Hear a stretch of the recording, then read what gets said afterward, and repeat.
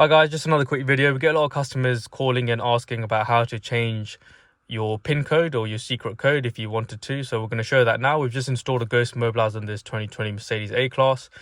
We've set a temporary code of the driver's window up 3 times, but we're just going to change that and show you how to change your code.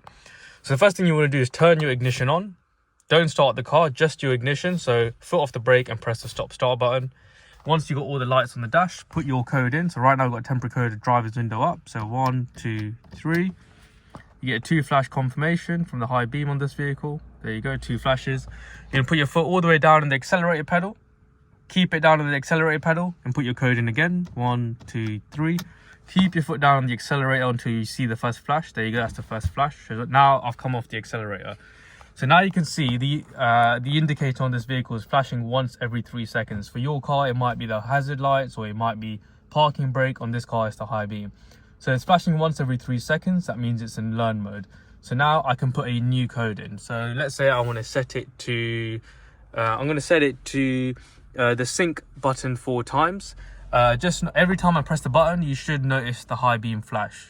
So 1, 2, 3, 4. Perfect. Now you're going to get 3 flashes. 1, 2, 3. That means it wants you to enter it in again. 1, 2, 3, 4. Now if it's accepted it's going to flash twice. Perfect. 2 flashes, it's accepted it. If it flashes 4 times for you, that means it hasn't accepted the code and you need to restart from the beginning. That means switching everything off and starting from the beginning of the video. So now let's just start the car and make sure that the new code works. So I'm going to press that 4 times. 1, 2, 3, 4.